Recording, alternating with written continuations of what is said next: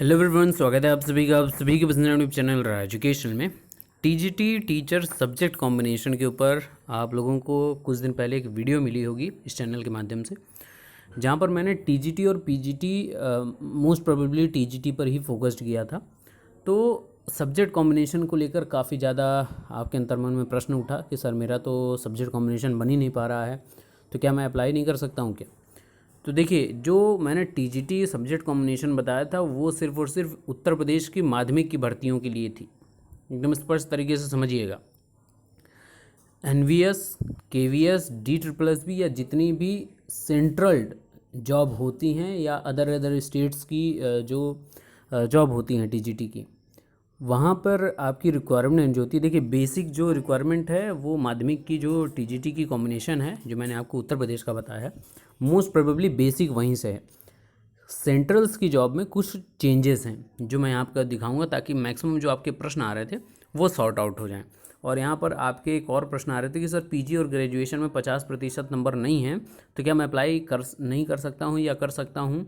तो सभी परेशानी का हल इस वीडियो के माध्यम से कोशिश करूँगा कि सब चीज़ आपको मिल सके। तो चलिए बिना किसी देरी के प्रारंभ करते हैं। तो बात एक एक करके प्रारंभ करेंगे। टीजीटी का सब्जेक्ट कॉम्बिनेशन में सबसे पहले बातचीत प्रारंभ करेंगे गणित से, यानी कि मैथमेटिक्स से। मैथमेटिक्स की बात करेंगे, फिर इसके बाद हम लोग साइंस की बात करेंगे, फिर उसके बाद सोशल साइंस की बात करेंगे, ठीक है ना। तो एकदम स्पष्ट तरीके से समझ लीजिएगा। और आपका कॉम्बिनेशन नहीं बन पा रहा है तो उसका भी इलाज बताऊँगा। उस वीडियो में मैंने बहुत अच्छे से आपको नहीं बता पाया था उसको। तो अगर आप टीजीटी मैथ के लिए अप्लाई कर रहे हैं तो आपकी योग्यता होनी क्या चाहिए, सीधी सी बात है, प्लस बीएड आप अपने से समझते रहिएगा, ठीक है ना। बीएड सबके साथ चाहिए ही चाहिए, चाहे आप पीजीटी के लिए अप्लाई कर रहे हो चाहे टीजीटी के लिए, लेकिन मेरा मेन फोकस है टीजीटी पर।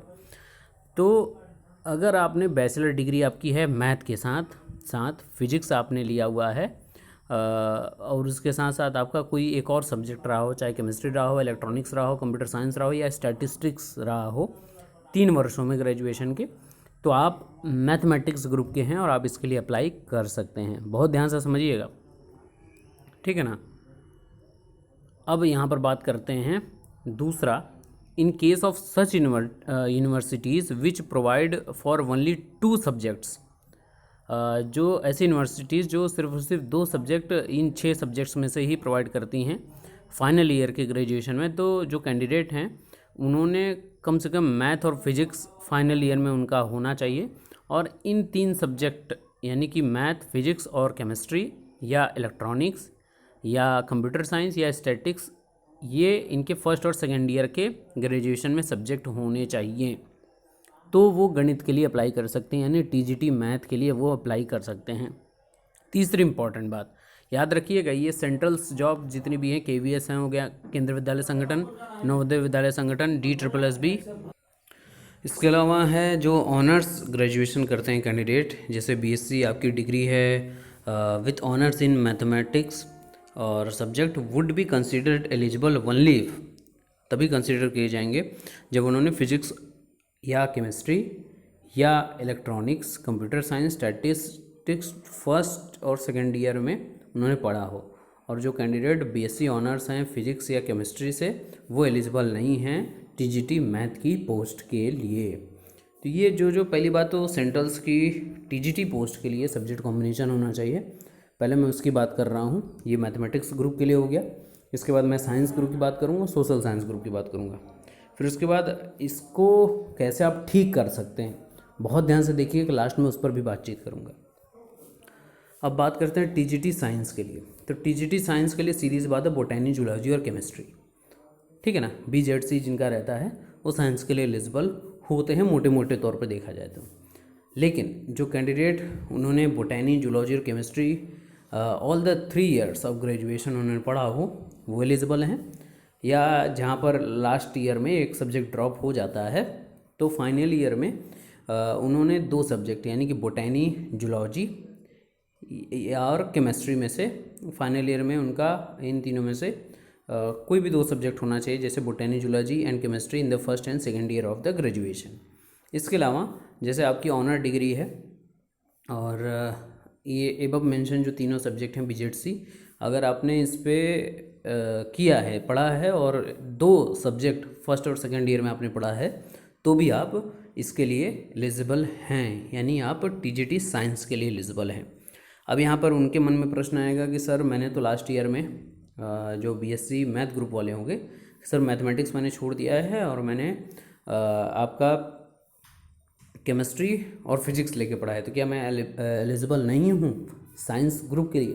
तो वहाँ पर अगर आपने टीजीटी कॉम्बिनेशन को देखा होगा, जो हमने बात किया था माध्यमिक के लिए, उत्तर प्रदेश की माध्यमिक भर्तियों के लिए टीजीटी पोस्ट का जो कॉम्बिनेशन है वहाँ पर एलिजिबल था, लेकिन यहाँ पर इस बात के बारे में कोई भी चीज़ मेंशन नहीं की गई है। ठीक है, अब बात करते हैं टीजीटी सोशल स्टडीज़ के लिए, आर्ट्स ग्रुप के लिए। तो कैंडिडेट जो कोई भी दो सब्जेक्ट इन पर्टिकुलर ग्रेजुएशन में लिए हों, जैसे हिस्ट्री ज्योग्राफी के साथ, या इकोनॉमिक्स के साथ, या पॉलिटिकल साइंस के साथ, या ज्योग्राफी हिस्ट्री के साथ, या इकोनॉमिक्स के साथ, या पॉलिटिकल साइंस के साथ, अगर दूसरे शब्द में बोलें तो जिन्होंने इनमें से कोई दो सब्जेक्ट हिस्ट्री ज्योग्राफी इकोनॉमिक्स या पॉलिटिकल साइंस, या in which one must be either history और ज्योग्राफी, इनमें से कम एक हिस्ट्री या ज्योग्राफी जरूर होना चाहिए। ये पहला पॉइंट है। दूसरा एलिजिबिलिटी क्राइटेरिया है कि हिस्ट्री या ज्योग्राफी आपका होना चाहिए आपके ऑल तीनों साल में आपने ग्रेजुएशन के पढ़ा हो, या in case of honour degree history में आपने बाकी के पहले और दूसरे साल में ज्योग्राफी इकोनॉमिक्स या पॉलिटिकल साइंस आपने पढ़ा हो, और अगर आपने ज्योग्राफी से ऑनर्स किया है तो इसमें आपने हिस्ट्री इकोनॉमिक्स या पॉलिटिकल साइंस से पहले और दूसरे साल में पढ़ा हो। अगर मैं बात करूँ कैंडिडेट जो बीए ऑनर्स इकोनॉमिक्स या पॉलिटिकल साइंस से रहते हैं, वो एलिजिबल नहीं होंगे टीजीटी सोशल साइंस की पोस्ट के लिए। अब भैया यहाँ पर ये सब बातें हो गई। अब आपके अंतर मन में आएगा ढेर सारे प्रश्न कि सर स्टार्टिंग में तो मेरा था सब्जेक्ट, लेकिन फाइनल ईयर में मैंने उसको ड्रॉप कर दिया पर्टिकुलर सब्जेक्ट, चाहे आपने बीएससी किया हो चाहे आपने बीए किया हो, ठीक है ना, चाहे आप टीजीटी मैथमेटिक्स के लिए, टीजीटी साइंस के लिए, टीजीटी सोशल साइंस के लिए अप्लाई कर रहे हो।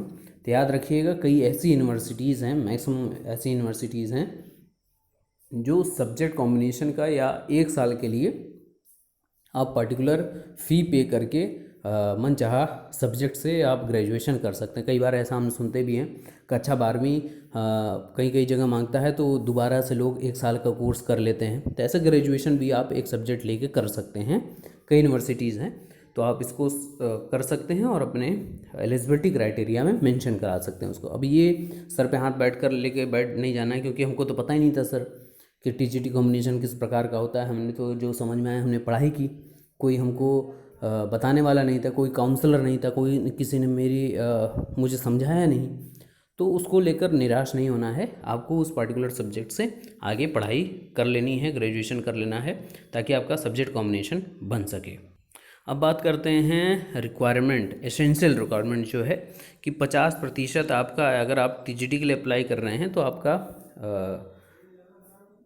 जो 50% अंक होना ही चाहिए ग्रेजुएशन में।